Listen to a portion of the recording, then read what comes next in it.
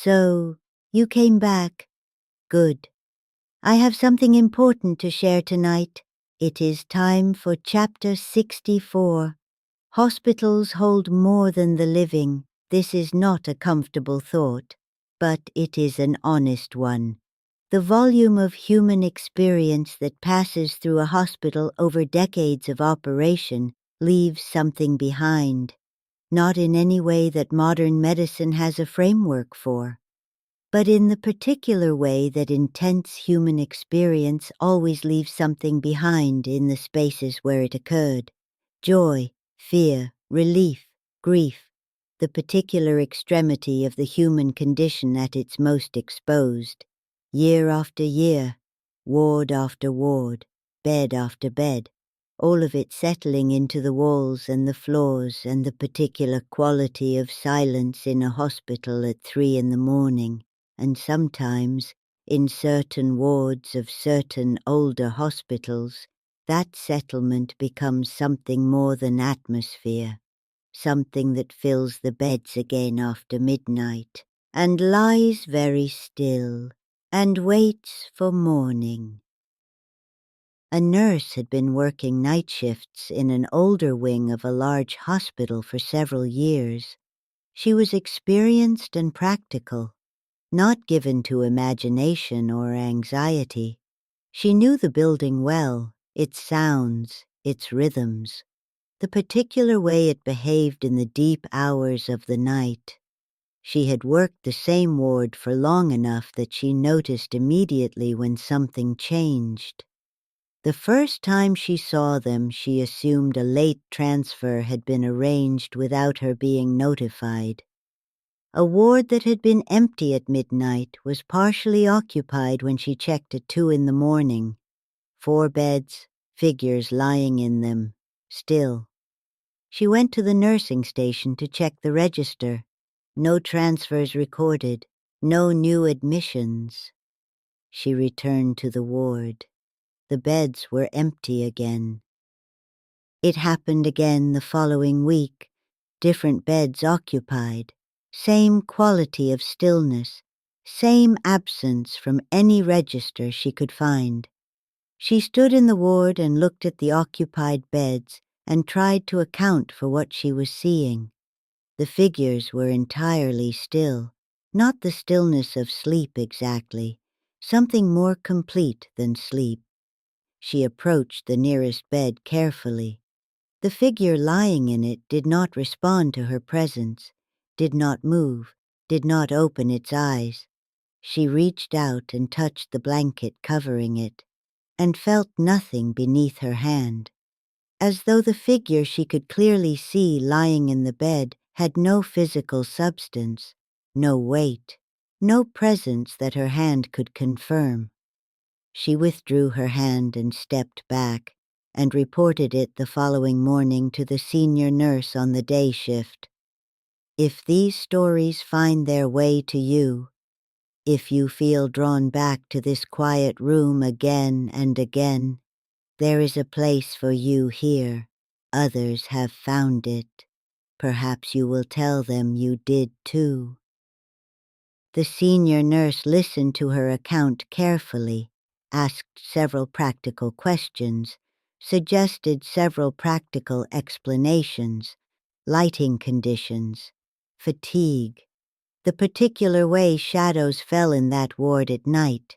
She accepted these explanations in the way of someone who knows they will not be believed and has decided that further insistence is not worth the professional cost. She stopped reporting it, but she kept her own careful record. Over the following months, she noted every occurrence, the dates, the number of beds occupied, the time she first noticed them, the time they were gone by. The pattern was consistent. Between the hours of 2 and 4 in the morning, never more than half the beds, always gone before the morning shift, always absent from every register and record, as though the ward was conducting its own quiet census of the people who had once occupied it.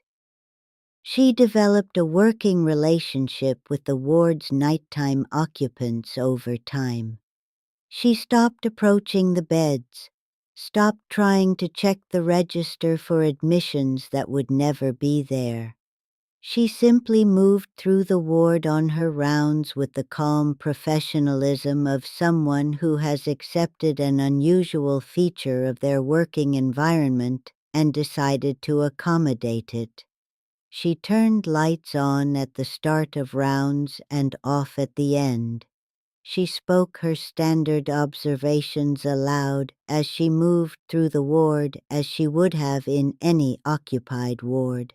She did not address the figures directly, did not acknowledge them specifically, simply worked around them, as she imagined they worked around her, until the night one of them spoke. She was at the far end of the ward on her final round before handover, moving toward the door, her back to the occupied beds. A voice spoke behind her.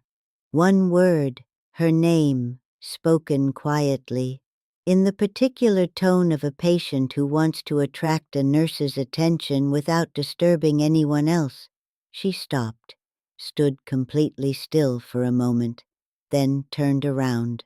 The ward was empty, every bed unoccupied, the particular quality of absence that preceded the 4 o'clock return to ordinary emptiness.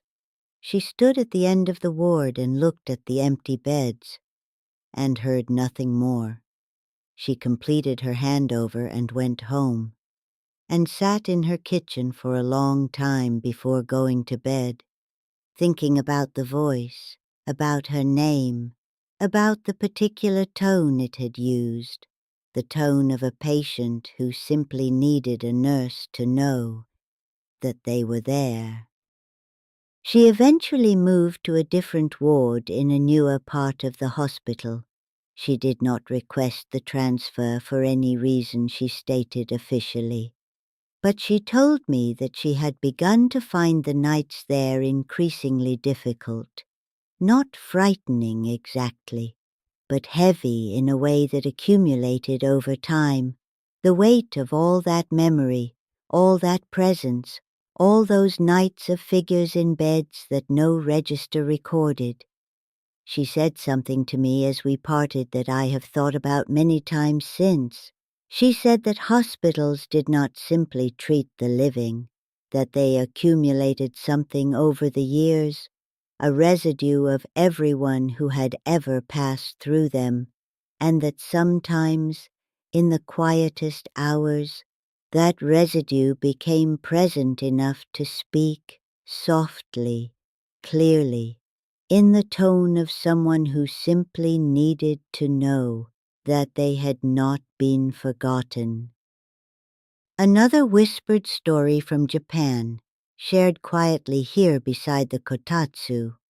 Some hospital wards remember every patient who ever lay in their beds, not in any record that appears on any register, but in the particular way that spaces remember the lives conducted within them, after long enough, deeply enough, and in the quiet of the night shift, when the building is at its most still and the boundary between what is present and what was present grows thin.